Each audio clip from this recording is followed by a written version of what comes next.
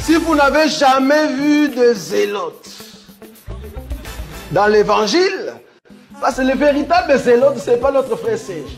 Moi, je suis un premier zélote. Parce que j'ai donné la définition de ces zélotes-là. Nous sommes des hommes qu'on a déjà tués depuis longtemps. Un cadavre qui marche. Parce qu'en réalité, nos vies sont cachées en Christ et Jésus ou dans le lieu céleste. Donc, si tu me touches, je suis un zélote. On n'a pas peur. Amen. Amen. Gloire à Dieu, à notre Seigneur qui est bon. Aujourd'hui, je suis encore là, je me tiens devant vous dans la joie. Je vais tenir encore pour vous partager la nourriture au temps convenable. Vous savez, ce n'est jamais facile de se tenir devant le peuple saint. Surtout quand ça fait longtemps que vous avez entendu des bonnes prédications comme nous avons entendu dernièrement. Nous avons été richement bénis. Alors je vais apporter ma petite touche. Amen. Et j'espère vraiment qu'elle vous fortifiera et vous édifiera. Amen. Amen. Alors sans plus tarder, le frère béni va nous prendre le Juge, le livre de Juge, au chapitre 2, ou même au chapitre, commence par le chapitre 1, Juge.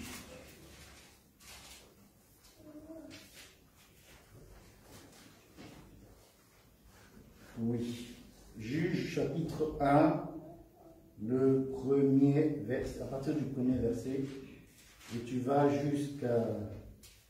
jusqu'au verset 7. Je lis au nom de Jésus-Christ. Amen.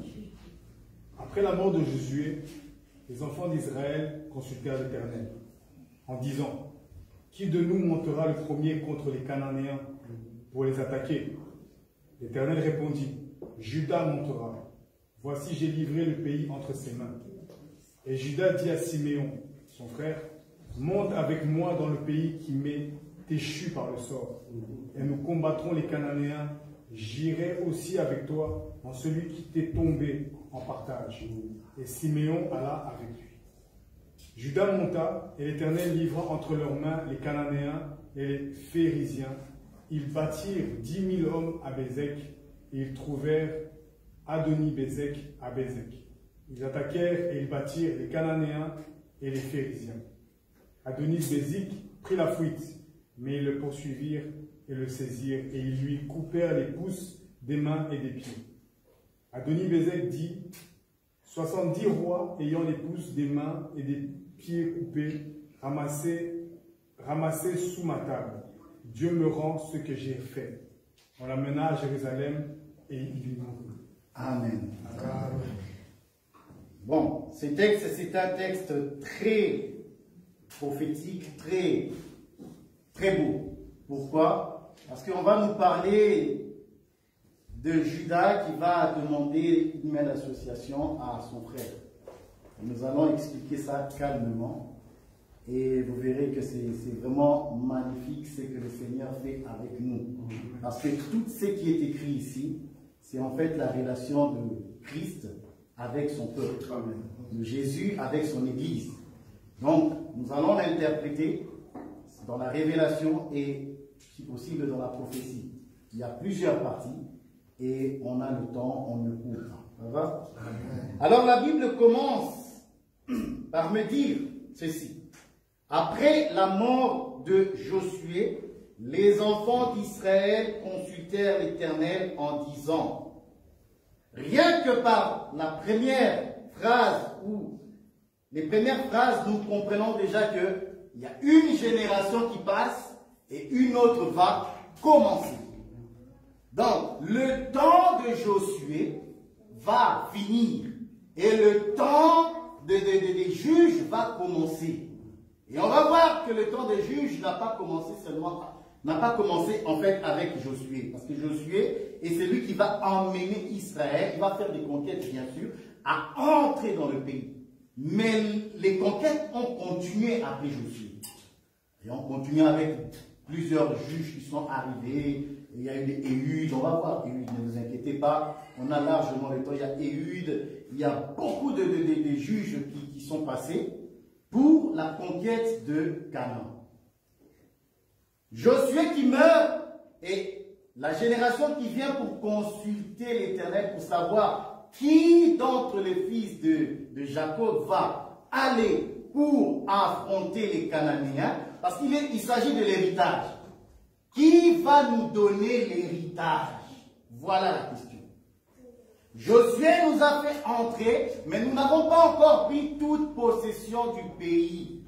Il faudrait que un d'entre nous, que l'Éternel nous dise qui d'entre nous va attaquer les Cananéens. Or, à cette image, je vais prendre les Cananéens comme étant le péché. Pourquoi? Parce que quand Josué était là, les Cananéens étaient là. Ça, le temps de Josué est à l'image aussi de la loi. Parce que quand la loi était là, le péché était là. Vous comprenez? Mais vient un temps où les prophéties doivent s'accomplir. Les choses doivent s'accomplir et on demande qui va monter. Lorsqu'on voit le peuple fait la question de qui va monter, l'Éternel doit élever toujours un homme. Et lorsque l'Éternel va montrer, il va toujours montrer celui qu'il a oint, celui qu'il a choisi pour commencer le combat. Parce qu'il est question, je l'ai dit, d'un héritage. Amen. Alors, en consultant l'Éternel, l'Éternel n'a pas pris Ruben. L'Éternel n'a pas pris Siméon. L'Éternel n'a pas pris Lévi. L'Éternel a pris Judas. Pourquoi? Parce que sur Judas, il y a une prophétie qui a été annoncée par son père. C'est quoi cette prophétie? Genèse 49. On va lire ça. On va comprendre que Judas est celui qui a reçu les hommages de ses trois grands frères qui étaient avant lui. C'est pour ça que Judas, ayant cette capacité, cette onction, cette force en lui, l'Éternel va le désigner comme celui qui va faire entrer Israël dans son héritage. Lisons à partir du verset 10.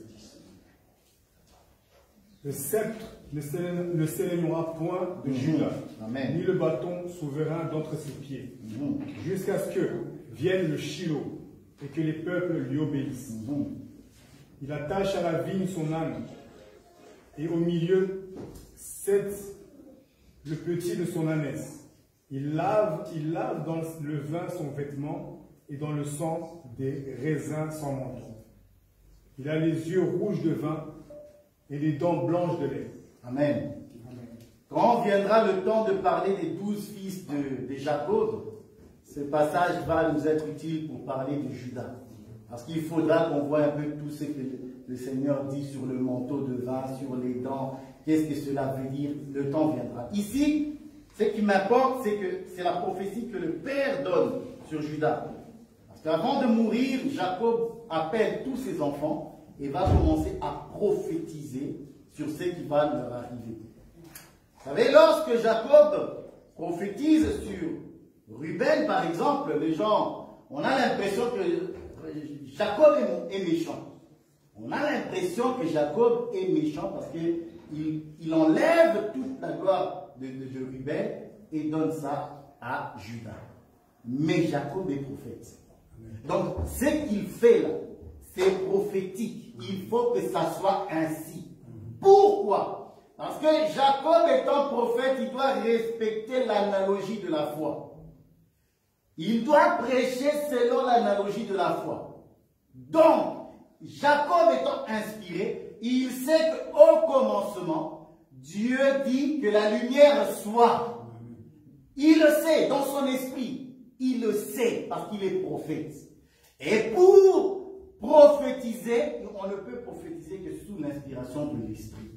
Et nous savons que la lumière étant venue le premier jour n'avait pas de corps. Elle a éclairé le monde et la création a commencé. Mais le quatrième jour, la lumière a revêtu un corps, ce qu'on appelle le soleil, la lune et les étoiles. Voilà.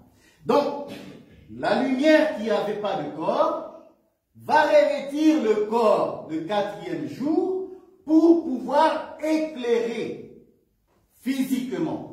Ainsi, en est-il de Ruben et de Juda? La prééminence que avait Ruben va aller chez Juda qui est le quatrième. Parce que Ruben, en réalité, c'est le premier. Étant le premier, sa mère dit, l'Éternel a vu. Or, la Bible nous dit que l'œil est la lampe du corps. Nous savons que Ruben, maintenant, va représenter la lumière. Cette lumière va prendre corps le quatrième jour, qui est le quatrième fils, qui est Judas. Et Judas, c'est celui qui va, que le Père a dit sur toi. Il dit, le sceptre et l'autorité royale ne s'éloignera pas de toi. Amen. Et c'est ce Judas-là, lorsque arrive le temps, parce que le temps de Josué va passer, les enfants d'Israël vont questionner les sacrificateurs qui étaient là en ce temps-là. Qui d'entre nous va commencer à exterminer les Cananéens pour que nous puissions prendre notre héritage? Et l'Éternel va répondre, c'est Judas. On a compris? Ça, ce n'est qu'un petit résumé de ce que nous aimons, de ce que nous savons. Amen. C'est que Judas représente le fils aîné. C'est lui le premier-né. Judas représente le premier-né de toute la création. La Bible dit ceci. Il est le Colossien. J'aime bien quand je dis des versets, le lire. C'est Colossiens 1. Frère béni, tu vas m'aider. Colossiens 1, je crois, entre 14 et 10. Mais je crois que c'est plutôt 15. Colossiens. Ah, il est le premier. Voilà. Voilà. 15, oui. Il est l'image du Dieu invisible, le premier-né de toute la création.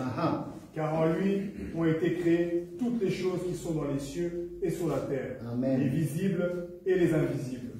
Trône, dignité, domination, autorité. Tout a été créé par lui et pour lui. Amen. Il est l'image du Dieu invisible, le premier-né de toute la création. Judas est le premier-né de Jacob. Ça, c'est à l'image de notre Seigneur Jésus-Christ qui est issu de Judas. Voilà. C'est lui qui a reçu l'onction, parce que c'est en lui que les prophéties vont s'accomplir. Donc, lorsqu'on dit que le sceptre ne s'éloignera pas de toi, que le bâton de l'autorité ne s'éloignera pas de toi, ça veut dire que jusqu'à ce que le Shiloh arrive. Voilà, le Shiloh doit naître d'une famille. Le Shiloh doit naître de Judas. Pourquoi? Parce qu'il sera issu, mais de Judas, il y a aussi beaucoup de familles quand même. Dans Judas, nous allons voir David. Et dans David, Dieu va lui faire cette promesse que c'est toi, dans toute Judas, c'est dans ta famille, qui va naître le Christ. Amen. Et nous avons vu que lorsque notre Seigneur arrive, il est venu dans la maison de Joseph, qui est de Judas. Amen. Amen. Donc, c'est Judas qui va commencer la guerre. Pourquoi? Parce que si Judas ne commence pas la guerre, personne ne peut commencer. Parce qu'il est le premier-né de toute la création. Il est aussi celui qui est ressuscité. Le premier, quand on dit premier-né, ça veut dire celui qui était mort et qui est ressuscité. Amen. Aussi, nous aussi, la Bible nous appelle en quelque sorte, nous sommes les prémices de Dieu. Nous sommes aussi l'assemblée de premiers-nés. Mais nous sommes l'assemblée des premiers-nés comment? Nous sommes l'assemblée des premiers-nés parce qu'il a donné sa vie et que nous existons en lui. Amen. Nous existons en lui. Étant en lui, nous sommes les prémices. Amen. Les premiers-nés de toute la création, c'est nous. En Christ. Pourquoi? Parce que nous avons cette fête qu'on appelle la fête des prémices. Et dans la fête de prémices, on va rassembler les gerbes. C'est ça. Les premières gerbes. Et on va donner au sacrificateur. Et qu'est-ce que le sacrificateur va faire? Il va le balancer de côté et d'autre. C'est ça la fête de la gerbe. On va rassembler. Ça, c'est le rassemblement des saints. On va les prendre, ça c'est l'enlèvement. Et on va le présenter à la loi et au témoignage. C'est eux qui vont hériter le royaume. Vous voyez? C'est ça l'assemblée des premiers-nés. Donc, nous sommes l'assemblée des premiers-nés. Béni soit Dieu. Amen. Mais la parole de Dieu ne s'arrête pas là. Dieu étant bon. Ah, j'aime ça. C'est là où, en préparant ce message, ça fait longtemps. Ça fait très longtemps que j'ai préparé ce message. En préparant ce message, mon cœur était tellement dans la joie. Parce que nous voyons continuellement dans la lecture, dans la méditation, en écoutant la parole, comment Dieu est bon envers nous. Parce que Dieu est vraiment bon envers nous. Parce que vous allez le réaliser dans cette lecture. Parce qu'il a fait la lecture. Et je vais juste soulever quelques points très importants. Judas a été désigné comme c'est lui qui doit commencer. Mais Judas ne veut pas aller seul. Vous voyez ça?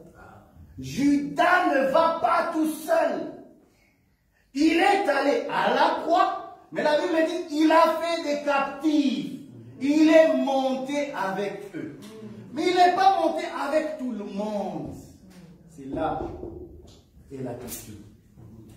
Parce que Judas qui est désigné, Judas dit à Siméon, viens avec moi. Vous voyez? Judas, il tend la main à qui? À Siméon. Mais Judas a plusieurs frères. Comprenez ce que je veux dire. Judas a plusieurs frères. Mais il n'a pas tendu la main à tout le monde pour l'accompagner. Pourquoi? Parce que tout le monde ne peut pas accompagner Judas dans ses guerres. Un seul en est capable. Et on va voir pourquoi. Pourquoi Judas n'est pas allé vers Ruben? Pourquoi il n'est pas allé vers Gad? Pourquoi il n'est pas allé vers Nephtali? Pourquoi il n'est pas allé vers Azer? Non. Judas va chez Siméon.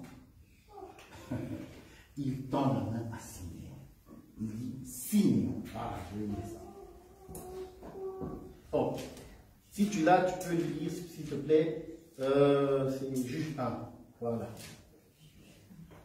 Judas dit à Siméon, son frère, monte avec moi dans le pays qui m'est échu par le sort, et nous combattrons les Cananéens. Vous voyez? Donc Judas va tendre la main à Judas parce qu'il a un héritage. L'Éternel va lui donner un héritage. Ça, c'est le royaume. Mais Judas, étant le roi, étant celui qui va hériter du royaume, il va aller chez Siméon, il va lui dire, Siméon, j'ai un héritage. Viens avec moi, on va aller combattre les Cananéens. Ensemble. Et lorsque ça sera ton tour, je combattrai avec toi. Amen. Ah, j'aime ça. Qu'est-ce que cela veut dire?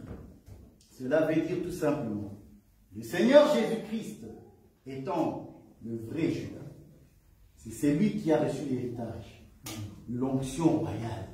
C'est lui le roi, le Shiloh, c'est lui. Étant investi de cette royauté, il va tendre la main à un peuple. Et va dire à ce peuple, viens avec moi. Ça, c'est la main tendue vers les nations. Vers les nations qui vont accepter la foi. Pourquoi? Parce que lorsqu'on demande une main d'association, nous sommes bien d'accord que la main d'association, c'est le ministère. N'est-ce pas? Le ministère, il tend la main pour qu'ils puissent aller ensemble. Parce que combattre, c'est la guerre.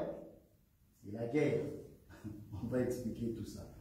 Jésus, étant le Messie, étant le roi qui est allé lui-même à la croix, ressuscité, il va tendre la main aux nations. Pourquoi? Il va nous faire cette promesse qu'il revient bientôt et quiconque croit en lui ne verra plus jamais la mort. Amen. Alors pourquoi Judas ne va pas vers les autres frères et va seulement chez Siméon.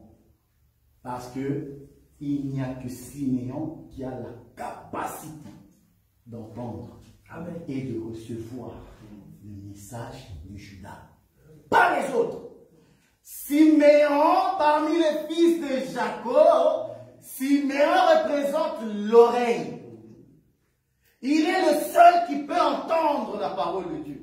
Il est le seul qui peut recevoir la parole de Dieu. Tous les autres ne peuvent pas recevoir. C'est pourquoi ils ne peuvent pas monter dans le pays de l'héritage. Amen. On dit. Il dit ceci.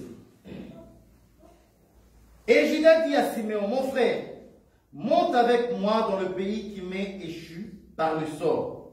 Et nous combattrons les Cananéens. J'irai aussi avec toi dans celui qui t'est tombé en partage. Siméon alla avec lui. Judas monta et l'Éternel livra entre les mains des Cananéens et des Phérésiens. Amen. Amen. Béni soit Dieu, nous sommes ce Siméon. Selon que lorsque sa mère, Léa, va mettre au monde, va dire, l'Éternel a entendu. Amen. Voilà. Siméon, en réalité, c'est entendre. Donc, Siméon, parmi tous les fils de Jacob, est le seul qui a la capacité de l'entendre, d'écouter, de recevoir la parole de Dieu et de pouvoir mettre cela en pratique. Parce que la Bible est claire là-dessus.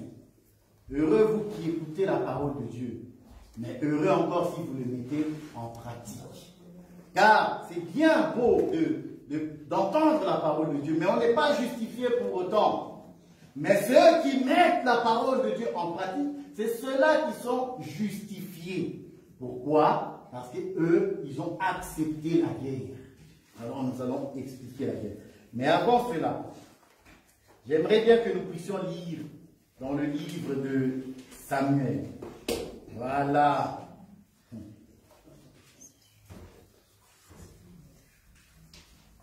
Le livre de Samuel, 1 Samuel 3.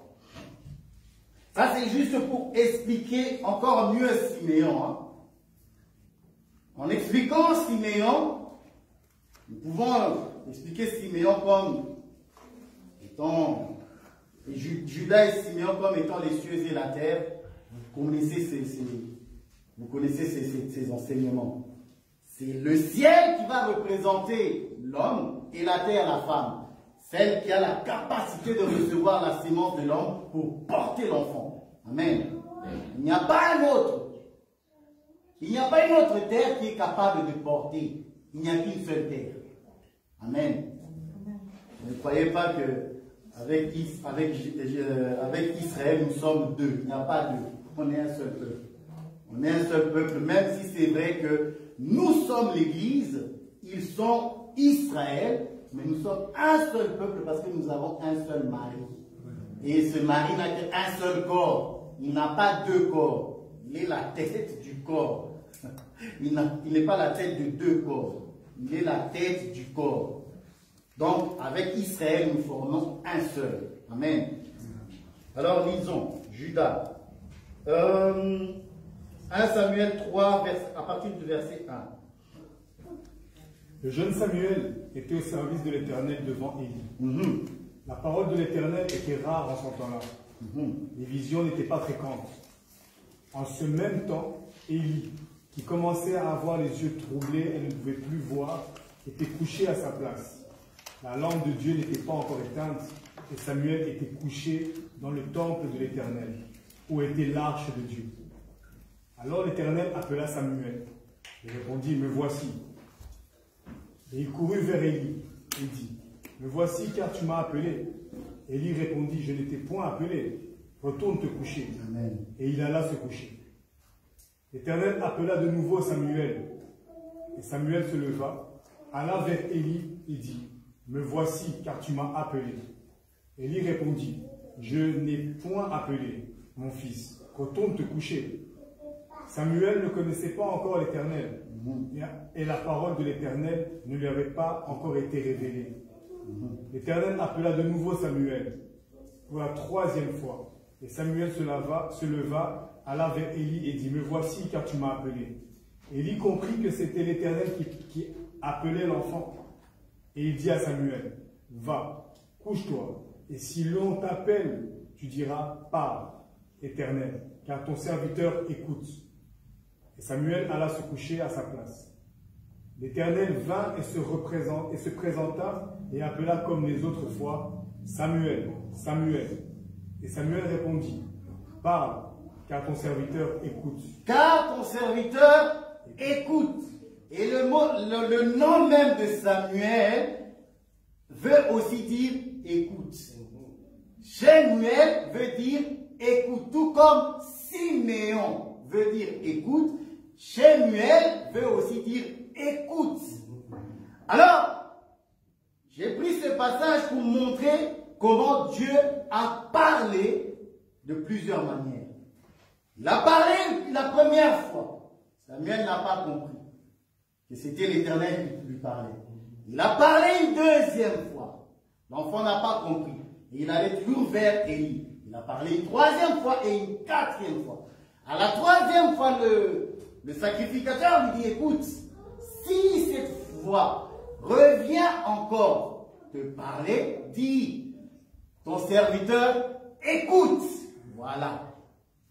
Et c'est à la quatrième fois. Vous voyez? Nous avons Judas qui va représenter le chiffre 4. Et nous avons ici Samuel qui va recevoir la parole de Élie, le sacrificateur, le chiffre 3, pour lui dire. Parce qu'avant de passer chez Judas, il faut passer chez Lévi. Tu ne peux pas aller chez Judas si tu n'es pas passé chez Lévi. C'est impossible. Ce n'est pas faisable. Or, Lévi, c'est le sacerdoce. C'est le temps mosaïque. Vous avez compris que c'est le troisième fils. Le premier étant la loi, les psaumes et les prophètes. Il faut que le service de Lévi s'achève. Et que Lévi dise à Samuel, si cette voix revient cette fois-ci, parle et dis-lui, ton serviteur écoute. Le sacerdoce de Moïse étant à la fin, vous savez que Jean-Baptiste est de Lévi. Jean-Baptiste est de Lévi. Donc, c'est lui qui va baptiser Jésus et de Lévi. Parce que son père, c'est Zacharie. Ah. Donc, avant d'aller chez Jésus, là, tu es obligé de passer par Lévi. Pourquoi? Parce que Lévi, c'est celui qui va attacher le peuple avec Dieu. Pourquoi? Parce que la science lui a été donnée d'enseigner le peuple pour que le peuple puisse s'attacher à l'Éternel. Or, Jean-Baptiste est celui qui a dit au peuple, c'est lui-ci. Si Jean-Baptiste ne te montre pas, tu ne vas pas le connaître. Jean-Baptiste doit te montrer. C'est lui.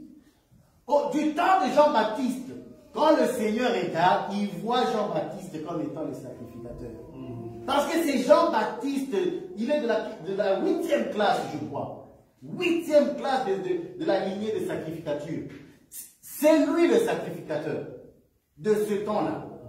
Dieu le voit, c'est lui qui a reçu la révélation. Il a reçu la révélation de faire contrairement à la foule. Alors Jean-Baptiste va dire, nous montrer, c'est moi le sacrificateur, je sais qui on doit sacrifier. Je sais que l'animal, parmi vous là, parmi vous tous les brebis du Seigneur, il y a un agneau de 1 an, sans défaut, que je connais. Moi, j'ai la capacité de le voir et de vous le montrer. Alors Jean-Baptiste, faisant son ministère, il dit, voici l'agneau de Dieu qui ôte le péché du monde. Et les disciples qui ont entendu cela ont suivi. Amen. Voilà. Donc, Dieu a parlé une fois, Dieu a parlé 2 fois, Dieu a parlé 3 fois, et la 4e fois, qui est, ça c'est Judas. Donc, un nouveau sacerdoce va entrer en scène. C'est le sacerdoce de Melchisédek, n'est-ce pas? Ah, nous venons de là. C'est pour ça, un jour, lorsque le docteur était en train de prêcher ici, il dit, mais il est en train de prendre toute ma prédication. Il a tout pris. Mais cependant, Dieu est bon et il nous a encore richement bénis. Dans le sacerdoce de Melchisédek, nous avons compris qu'il y a le sacerdoce selon l'ordre de Melchisédek qui n'est pas de la lignée d'Aaron. Et nous avons compris que Melchisédek est roi. Donc il y a le sacerdoce selon l'ordre de Melchisédek et la royauté selon qu'il est de Juda. Amen. Voilà. Et ça, c'est nous qui entrons maintenant. Pourquoi? Parce que Juda a tendu la main à Siméon. Et Siméon a entendu et a suivi Juda. Qu'est-ce que je veux dire par là? Bien-aimés, oui, le Seigneur nous a tendu la main. Le Seigneur nous a tendu la main pour que nous puissions hériter. Hériter le royaume avec lui. Et il ne nous a pas tendu la main pour nous croiser les bras. C'est pour faire la guerre. Aller combattre les Cananéens, c'est mettre sa vie en jeu. C'est aller... La guerre, c'est la guerre. Il y a des épées, à cette époque-là, c'était des épées, des marteaux. C'était violent. C'était assez violent. Donc, c'était les armes, c'était vraiment des épées, des lances, des javelots, des pierres. Ça fait mal. Donc, lorsque le Seigneur t'a tendu la main, frère, ce n'est pas pour croiser les bras, c'est pour que tu combattes les Cananéens. Qui sont les Cananéens? Nous n'allons pas te dire que les Cananéens, c'est ta tante. C'est faux. Les Cananéens, ce n'est pas ta tante, ce n'est pas ton oncle, ce n'est pas tes parents. C'est pas ton... Non, les Cananéens, c'est ta chair. Les Cananéens, c'est ta chair. Tu dois faire le combat. Et Paul va dire à Timothée, combat le bon combat de la foi. J'aime ce que Paul dit. Pourquoi? Parce que tout simplement, nous avons aujourd'hui beaucoup de gens qui ne combattent pas le bon combat. Ils sont dans des combats avec des tantes, des nièces, de ceci, de cela, avec des hommes physiques. Non! Le bon combat de la foi, c'est la persévérance. C'est la patience. C'est ce qui a manqué à plusieurs personnes dans la foi. Exemple de Saül. Samuel lui dit, attends, j'arrive. Quand je viendrai, c'est moi qui vous ferai. Toi ne fais rien.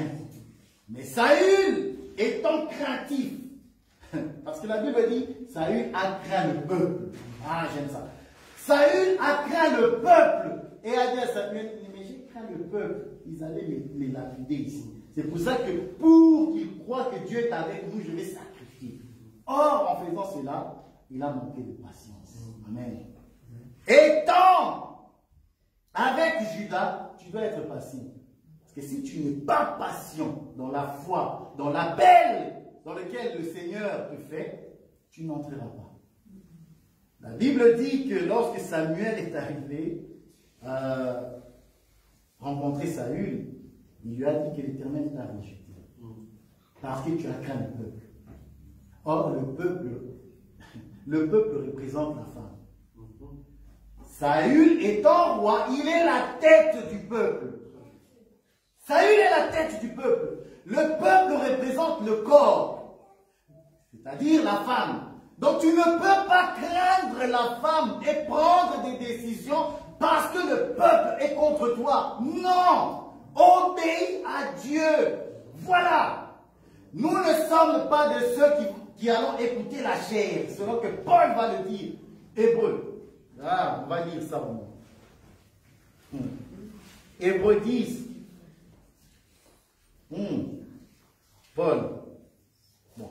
Hébreu, vous savez que nous disons Paul, mais vous savez que ce n'est pas vraiment sûr et certain que c'est Paul qui a écrit cela.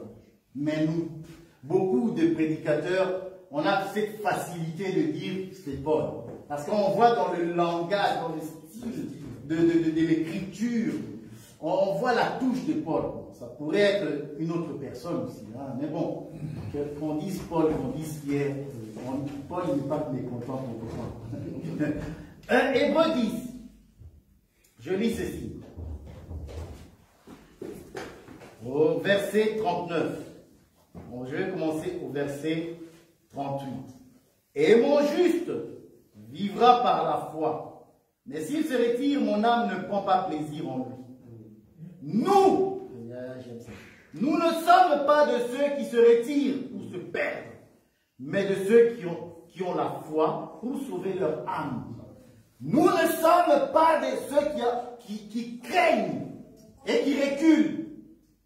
Ils reculent et ils se perdent. Nous avons la foi. Et la foi, c'est la persévérance.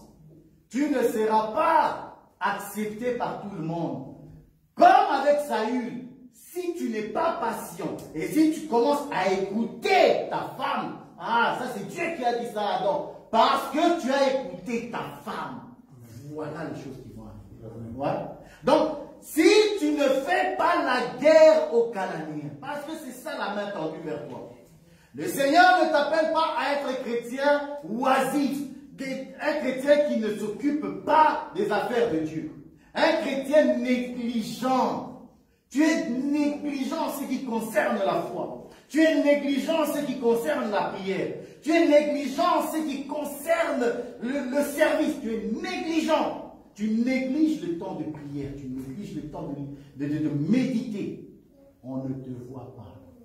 Tu es là. Il y en a qui sont là. Ils sont parmi nous. Ils viennent tous les jours. Mais quand ils retournent chez eux, ils recommencent. Bien-aimé, ça c'est pas Siméon. Siméon a pris les armes et est allé combattre avec Judas. Et la Bible me dit ceci. Lis le Juge. Ah, j'aime ça. Parce qu'il y a une promesse. Judas ne va pas dire à Siméon, viens avec moi et va laisser. Oh non, moi j'ai reçu mon héritage, c'est fini. Non, toi débrouille-toi. Le Juge 1. Le verset 3. Et Judas dit à Siméon, son frère, monte avec moi dans le pays qui m'est échu par le sort, et nous combattrons les Cananéens. J'irai aussi avec toi dans celui qui t'est tombé en partage. Et Siméon alla avec lui. Voilà. Et j'irai aussi. Ça veut dire quoi? Le Seigneur, quand il te sollicite, parce qu'il sait que toi seul, tu as cette capacité d'entendre, de recevoir et de garder sa parole. Parce que tu as cette capacité qu'il t'a donnée d'entendre le son de la trompette et d'obéir. Il te dit aussi, lorsque nous combattrons les Cananéens, j'irai aussi avec toi. Vous voyez? Donc, lorsque tu seras dans la guerre, dans les difficultés, pendant que tu seras dans la guerre, je serai avec toi. Vous voyez la promesse de Dieu? Bien-aimé, je veux te dire aujourd'hui que tu vas rencontrer des problèmes. C'est impossible d'avoir accepté le message, le témoignage de Jésus-Christ et de ne pas rencontrer des difficultés dans ta vie. Des difficultés parfois même qui touchent à ta vie de prière. C'est possible. Ne croyez pas que nous autres sommes des anges. Non.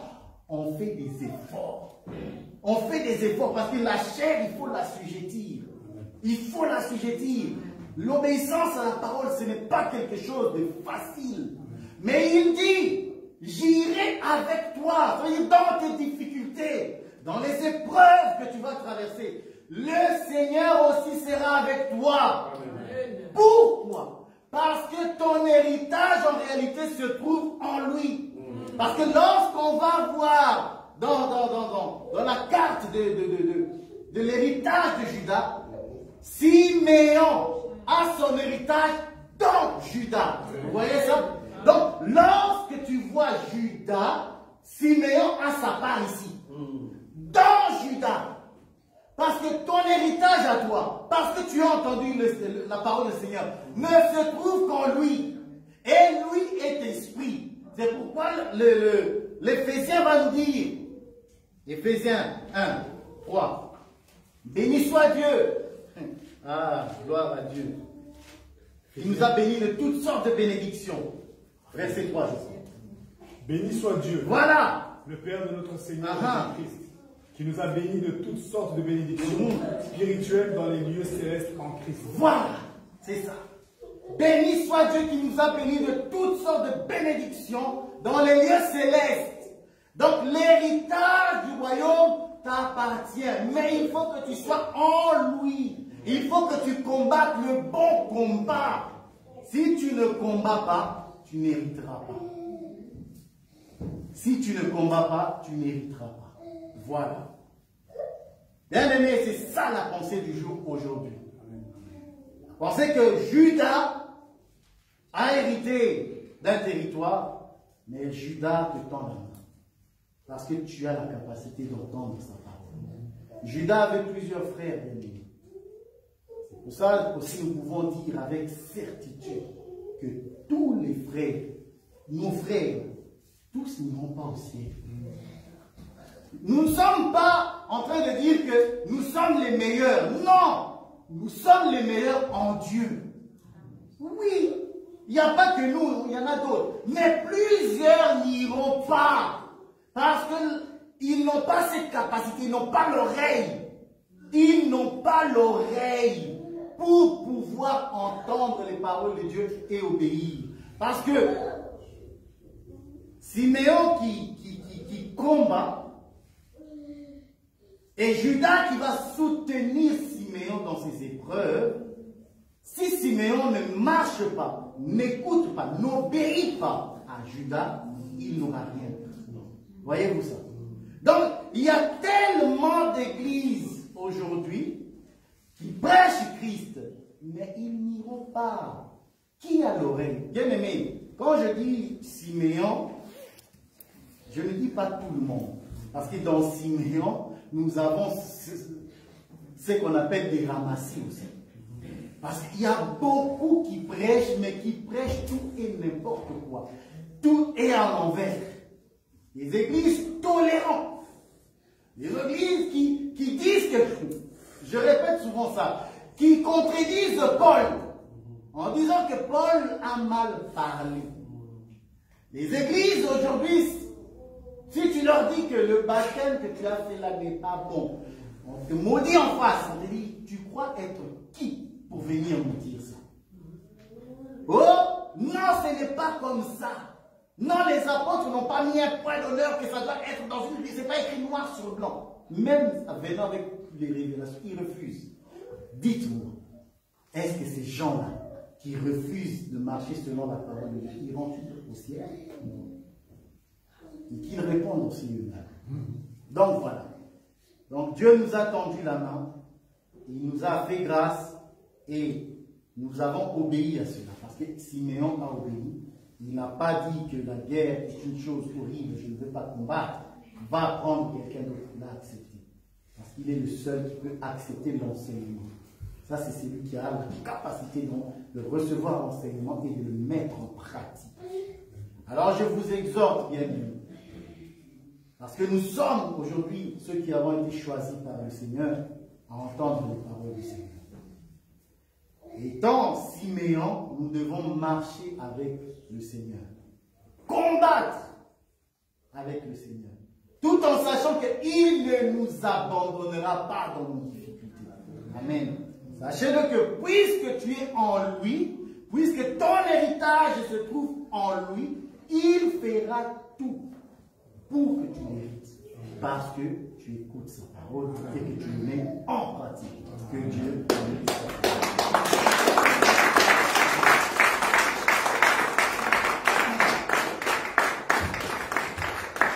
Oh, que le Seigneur salue. Nous sommes debout, nous allons prier. Judas ne peut pas nous abandonner étant donné que nous sommes en lui. Amen. C'est une grâce d'écouter cette parole. Parce que nous appartenons à celui qui nous a appelés. Dieu n'abandonne jamais le peuple qu'il a appelé. Quand Dieu t'appelle, lui-même il prendra soin comment tu dois marcher. Et surtout, il est maître des temps et des circonstances. Il connaît toutes choses. Quand l'homme de Dieu parlait, le Seigneur m'a amené pour comprendre la valeur que nous, on a. Parce que l'appel de Judas, aujourd'hui, c'est au fait l'enseignement de la croix. Amen. L'enseignement de la croix nous a attirés vers Dieu pour que nous puissions entrer dans les combats. Et dans les combats, les dieux est en nous. Amen. Remarquez que Judas vient d'abord être Siméon vient être en Judas. Et dès que le combat commence, Judas aussi sera en Siméon. Je ne sais pas si vous voyez ça. Et le Seigneur m'a amené pour voir le jeune lion que Samson a tué. Samson a tué le lion qui est le Judas. Mais Samson lui-même aussi est Judas. Vous voyez ça? Parce qu'il règne. Il a tué le lion et la mort du lion a attiré les abeilles. Amen. Vous voyez ça? La mort du lion a attiré les abeilles pour que les abeilles fassent du ventre du lion des miel. Amen. Voilà. C'est bon. Et c'est par le miel que le peuple va manger. J'aimerais vous dire, le miel se formait dans les ventres du lion. En d'autres termes, quand tu manges le miel, il y a la part du lion à l'intérieur. Bien que le lion est mort, mais vouloir ou pas aujourd'hui, le lion se trouve en nous. Amen. La mort du Seigneur à la croix, nous aujourd'hui, nous prêchons cet évangile parce que le Christ est en nous. C'est ça notre force. Mais c'est une folie pour les autres qui sont dans le monde. Nous sommes le miel aujourd'hui et le Seigneur nous a attirés pour que le peuple mange. Donc, même dans notre combat, les lions l'avaient. Amen. C'est une grâce, c'est une combat passion. Tu vas prier. Seigneur, tu es avec moi. Tu es passé par ici. Tu me gardes, tu gardes ma famille. La seule chose que je peux te demander est que ta main continue de protéger ma famille. Commence à prier l'entier. Commence à prier. Oh, merci parce que tu es encore là. Tu es encore dans ma vie, Seigneur. Celui qui est dit, car nous mangeons, Seigneur, ce qui est ta nourriture. Oh oui, Seigneur Jésus. Et cette nourriture nous donne la force. Merci pour ton appel. Parce que tu as fait de nous une joie. Judas, Oh, nous sommes là pour combattre avec toi. Dans la guerre, nous ne pouvons pas être seuls. C'est toi qui nous donnes la force dans cette guerre. Dans ces combats contre la chair. Dans ces combats contre les hommes de la terre. Tu es là pour nous recadrer, nous donner la joie de continuer jusqu'au bout. Parce que tu es le roi. Je serai avec vous jusqu'à la fin. Merci le Tout-Puissant. Je serai avec Les vous. gardiens de nos vies. Seigneur, je te rends grâce. Parce que tu le mérites, Je te Seigneur. rends grâce. Le seul ton nom nous donne la joie d'aller Béni jusqu'au soit bout. ton nom, Seigneur. Bénis, Seigneur, Béni ton peuple. soit ton nom. Que cette parole soit certaine dans ton cœur. Nous la seule gloire. Parce que notre héritage est en toi. Selon qu'il est écrit, nos vies sont cachées en Christ. Oh oui, Seigneur, nos vies sont cachées en ton nom. Tu es celui qui s'est levé comme le lion de la tribu de Juda. Mais en toi se trouve un peuple faible, mais que tu veux que tu puisses marcher avec eux. Ce jour-là, Abraham montait sur cette montagne avec la faiblesse qui était Isaac. Isaac qui avait le fardeau. Mais Abraham comme l'homme fort, comme Judas. Isaac comme Siméon. Mais tu as voulu que les deux montent jusqu'à la montagne. Et la Bible dit, Abraham a dit, je monte et je redescendrai avec le petit. Nous croyons que nous montons, Seigneur, dans la guerre, dans les combats, et nous serons victorieux avec toi. Nous allons descendre avec la victoire, parce que chacun de nous entrera dans sa promesse, et nous le croyons. Bénis ton peuple, que cette parole soit gravée dans nos cœurs, en ton nom, Jésus-Christ, que nous avons ainsi prié. Amen. Amen. Nazakomata ngai nazakomata ngai nga nazakomata